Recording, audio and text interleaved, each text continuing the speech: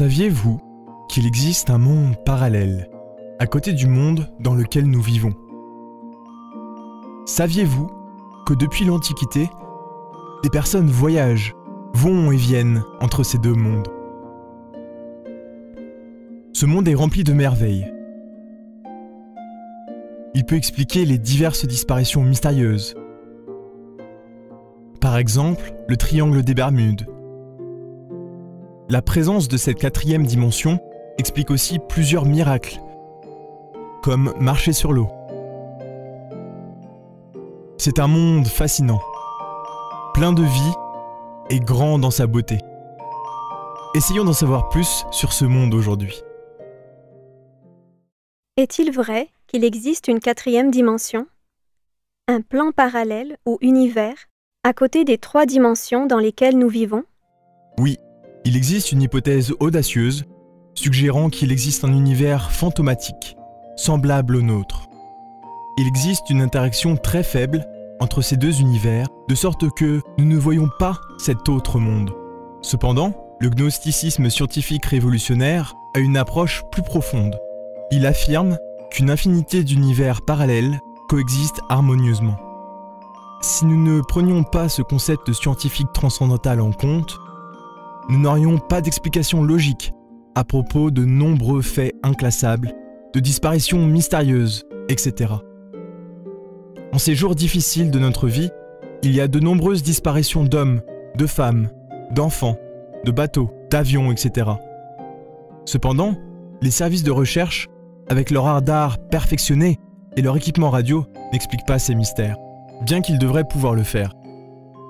Le concept des univers parallèles est évidemment plus précis et plus scientifique que ces fameux plans subjectifs du pseudo-occultisme réactionnaire.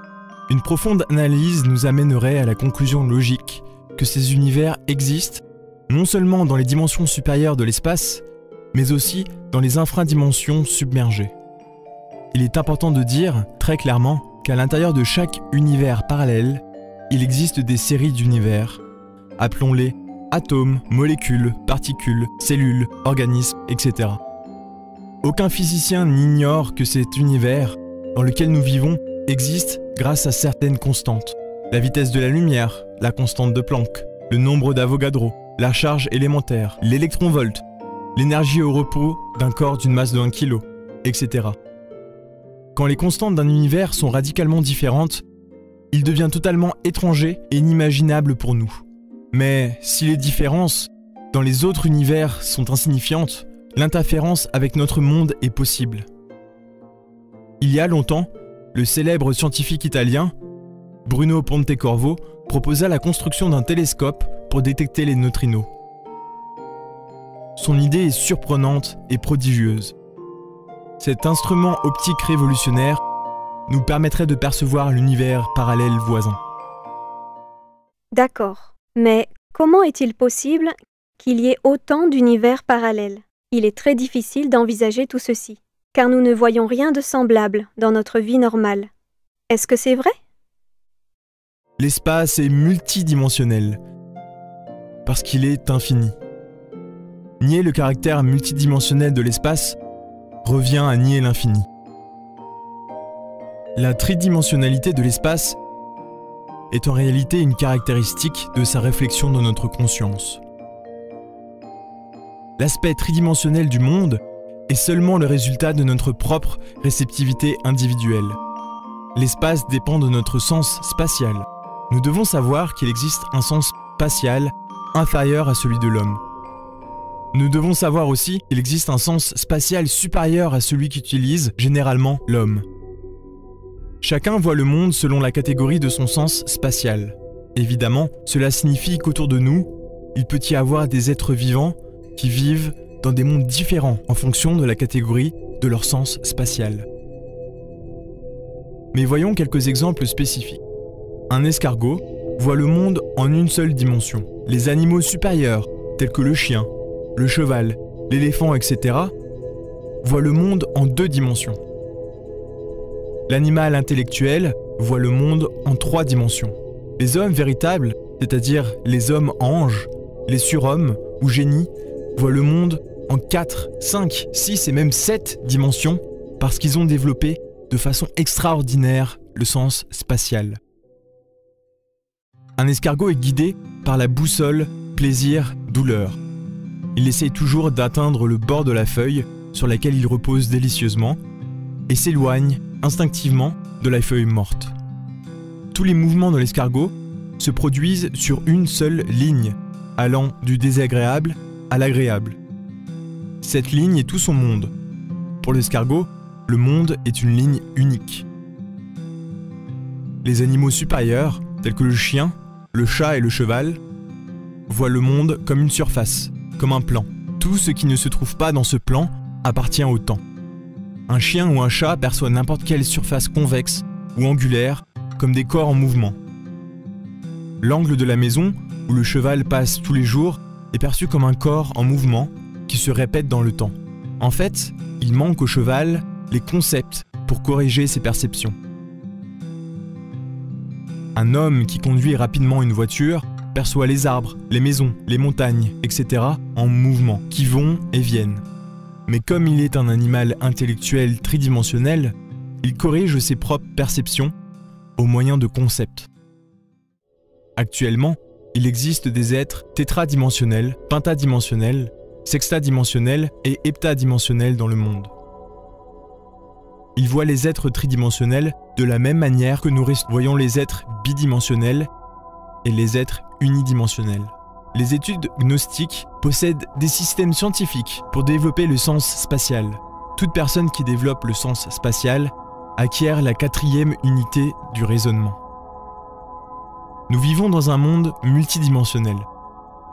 Malheureusement, les gens perçoivent seulement 3 dimensions.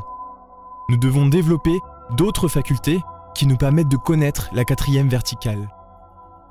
Heureusement, dans l'anatomie occulte de l'être humain se trouvent, à l'état latent, les sens qui peuvent nous donner accès non seulement à la 4e verticale, mais aussi à la 5e, à la 6e et à la 7e dimension. Ceci est possible quand nous les développons méthodiquement, d'une manière scientifique. D'accord. Je vois que ce que vous dites est logique. Si c'est vrai, alors pourquoi est-ce que les gens ont de la difficulté à l'accepter? Pourquoi la science moderne n'a pas accepté la 4e dimension? L'amour-propre est quelque chose de terrible. Les fanatiques du matérialisme n'acceptent pas l'existence de dimensions supérieures de l'espace par amour-propre. Ils s'aiment beaucoup, eux-mêmes et naturellement. Les dimensions supérieures de l'espace, du cosmos et de toute la vie ultrasensible doivent fonctionner selon leurs caprices personnels. Ils sont incapables d'aller au-delà de leurs théories et critères étroits, au-delà de leurs chers égaux et de leurs préjugés mentaux. Quand nous développons le sens spatial de la conscience, nous pouvons voir toutes les choses en elles-mêmes. L'image d'un homme n'est pas homme lui-même. Le sens spatial, entièrement développé, nous pouvons voir le corps vital de l'homme. Le lingam sarira, des théosophes, l'aura, des sages orientaux. Ce corps est le siège fondamental de tout phénomène biologique, physique et chimique. Sans le fond vital, la mécanique de la cellule serait impossible. Le corps vital est la chose en soi, le véritable corps de l'homme. Quelle est la chose en soi d'une plante? Son corps vital. Quelle est la chose en soi d'un animal? Son corps vital. Quelle est la chose en soi d'un cube? C'est le cube tétradimensionnel lui-même, c'est-à-dire l'hypersolide placé dans la 4e dimension. Nous avons besoin d'une nouvelle forme de pensée. Nous avons besoin de la 4e unité de raisonnement. Celui qui veut acquérir la 4e unité du raisonnement doit se libérer de la psychologie tridimensionnelle. Dans toutes les choses, il existe une 4e caractéristique scientifique, totalement méconnue des partisans dégénérés de Marx et de Engels. Les fanatiques du communisme méprisent véritablement tout ce qui est divin. Le dieu matière des matérialistes ne résiste pas à une analyse profonde. Jusqu'à présent, les fanatiques de la dialectique marxiste ont été incapables de démontrer l'existence de la matière. Durant tout le siècle passé et une partie du XXe siècle, les fanatiques matérialistes ont perdu leur temps en discussion sur le sujet ennuyeux de la matière et de l'énergie. L'énergie et la matière sont toujours les inconnus X et Y. Alors quoi? Le plus drôle, c'est que les partisans réactionnaires du fameux matérialisme dialectique ont toujours essayé de définir un de ces deux concepts l'un par l'autre. Certainement, essayer de définir l'inconnu par l'inconnu est complètement ridicule. On enseigne aux malheureux enfants ceci: la matière est ce qui réalise les changements appelés mouvements. Les mouvements sont ces changements qui se réalisent dans la matière. Voilà l'identité de l'inconnu. X égale Y, Y égale X. Un cercle vicieux, ignorance et absurdité. Qui a déjà tenu dans ses mains un morceau de matière sans forme? Qui a déjà connu la matière indépendante de toute forme? Qui a déjà connu l'énergie libre du concept du mouvement? Qui a connu la matière et l'énergie en elle-même? Personne n'a vu la matière, personne n'a vu l'énergie. L'être humain perçoit seulement des phénomènes, des choses, des formes, des images, etc. Mais il n'a jamais vu la substance des choses. Les matérialistes ignorent totalement ce qu'est réellement une substance donnée, et ils appellent dogmatiquement matière, mais en réalité, ils ont seulement vu du bois, du cuivre, de l'or, de la pierre, etc. Réellement, ce qu'on appelle matière est un concept aussi abstrait que la beauté, la bonté et le courage. Aucun fanatique de la dialectique matérialiste n'a jamais vu la substance des choses en elles-mêmes, la chose en soi. Nous ne nions pas le fait qu'ils utilisent ce qu'ils appellent dogmatiquement matière. Un âne aussi utilise du fourrage pour se nourrir, sans le connaître, mais cela n'est pas une science, ce n'est pas la sagesse, ce n'est rien. D'accord. Merveilleux. Ça commence à prendre sens. Pouvez-vous, s'il vous plaît, donner plus de détails sur la 4e dimension? Absolument. Si nous observons attentivement n'importe quelle chose de ce monde mayavique, illusoire, dans lequel nous vivons, une table par exemple, nous découvrirons, avec un étonnement mystique, 3 aspects parfaitement définis: longueur, largeur et hauteur. Mais il est évident que dans la table de notre exemple, il existe également un facteur spécifique, totalement défini. Je me réfère au concept temps. Depuis combien de temps l'humble charpentier a-t-il fabriqué cette magnifique table? Depuis quelques minutes? Peut-être depuis des heures, des mois, des années? Longueur, largeur et hauteur sont sans aucun doute les 3 aspects euclidiens de ce monde tridimensionnel dans lequel nous vivons. Mais, bien sûr, nous ne pouvons exclure de notre postulat le 4e facteur, le temps en soi, considéré comme la 4e dimension, contient intrinsèquement 2 propriétés fondamentales, la temporelle et la spatiale. Sans aucun doute, le temps que nous utilisons pour mesurer la vie est en réalité seulement l'instable surface de la dimension spatiale du temps. Avant que le savant Einstein ait surpris le monde avec sa célèbre théorie de la relativité, n'importe quel homme cultivé concevait le temps comme une ligne droite. Aujourd'hui, les intellectuels acceptent le fait que ledit facteur est courbe. Mais, dans ce XXe siècle, il y a encore des gens qui pensent avec un mental moyenâgeux. D'accord. Merveilleux. Vraiment merveilleux. Alors, que pouvons-nous réaliser si nous commençons à comprendre la 4e dimension de l'univers? Que pouvons-nous accomplir si nous apprenons à utiliser la 4e unité de temps? Beaucoup de choses. En ces temps modernes, les gens parlent beaucoup de la possibilité de voyager d'un système solaire à l'autre, et même de fantastiques fusées propulsées par l'énergie atomique et guidées par la pression de la radiation solaire. Actuellement, il existe de très belles théories spatiales. De nombreux pays luttent avec ardeur pour conquérir l'espace. Malheureusement, pour parvenir à n'importe quelle étoile semblable au Soleil qui brille au-dessus de nous en cette période de temps humaine, nous devons, tout d'abord, rompre la barrière de la vitesse de la lumière. Derrière cette barrière, nous avons le monde tridimensionnel. La rompre ou la transcender signifie, en fait, entrer dans la 4e dimension, qui est, en elle-même, le temps. Sans aucun doute, nous affirmons que la conquête du temps est impossible tant que nous resterons confinés dans ce moule tridimensionnel de la vie, qui est conditionné par la vitesse de la lumière. Dans la 4e dimension, nous pouvons réellement voyager dans le temps, nous submerger dans un passé éloigné ou nous projeter dans un lointain futur. Souvenez-vous que le temps est circulaire. Nous avons rompu la barrière du son avec des avions supersoniques et des capsules spatiales. Mais, cependant, nous n'avons pas encore pu rompre la barrière de la vitesse de la lumière. Le célèbre système de fusée peut nous emmener, avec beaucoup de difficultés, sur la Lune et éventuellement sur Mars. Mais il est complètement absurde de croire qu'il peut conquérir l'espace. Nous devons tracer la 4e verticale et cela n'est possible qu'en étudiant à fond l'atome. Quand la 4e coordonnée sera tracée, nous serons capables de créer une nouvelle géométrie tétradimensionnelle. Il est facile de comprendre que, sur ces fondations vivantes, on peut créer une physique révolutionnaire à 4 dimensions.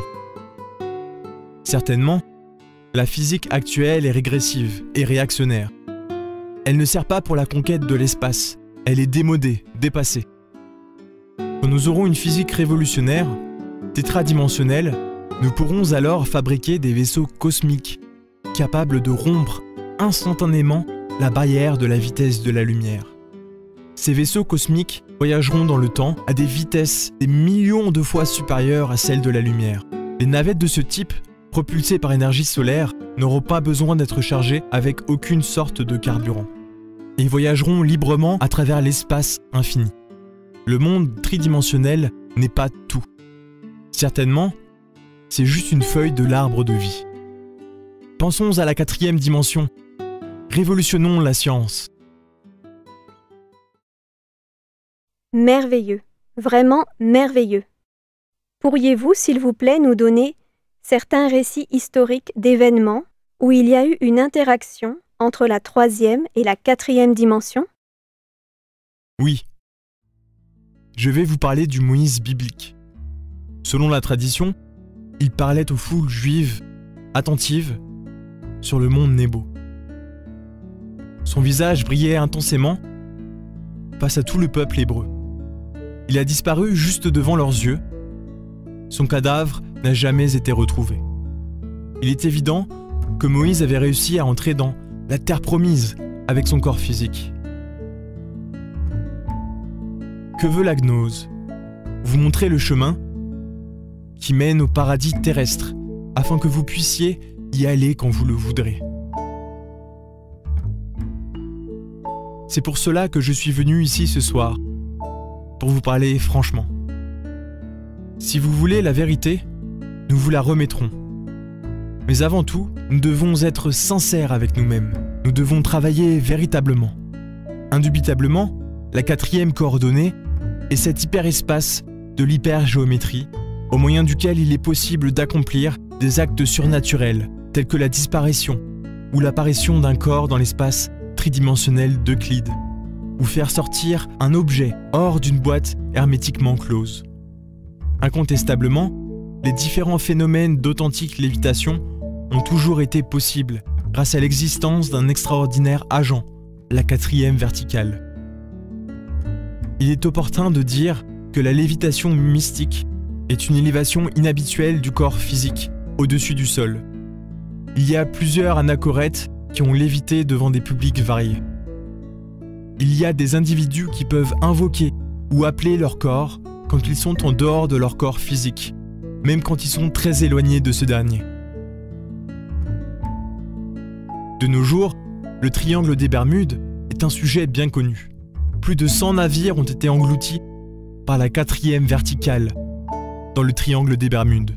Et que dire au sujet des innombrables passagers qui n'existent plus sur la face de la Terre, mais qui continuent à vivre dans la 4e coordonnée. Nous avons investigué sur le triangle des Bermudes. Il y a là une brèche ouverte qui conduit à la 4e dimension. Un jour, l'humanité connaîtra ce secret, cette clé qui se trouve dans le triangle des Bermudes. Avec le temps, la science elle-même trouvera la 4e dimension. Celui qui apprend à voyager avec son corps physique, en état de Jinas, pourra se mettre en contact avec les dieux ineffables de l'aurore du Mahavantara. Celui qui apprend à voyager avec son corps physique pourra converser en tête-à-tête avec les Elohim, avec les Prajapati, avec les Rishis des antiques Védas. Celui qui apprend à voyager avec son corps physique pourra se mettre en contact avec notre Seigneur Quetzalcoatl, le Verbe, comme le dit Jean dans son évangile. Le temps est venu pour vous d'essayer d'échapper à ce monde tridimensionnel d'Euclide où règne seulement l'amertume. Mes amis, le moment est venu pour vous de connaître Melchisédek, le génie de la terre, cet être extraordinaire qui gouverne notre monde. Si vous apprenez à manier la science Jinas, le jour viendra où vous pourrez entrer à l'intérieur de la terre. Alors, vous expérimenterez par vous-même et de façon directe que cette terre est creuse.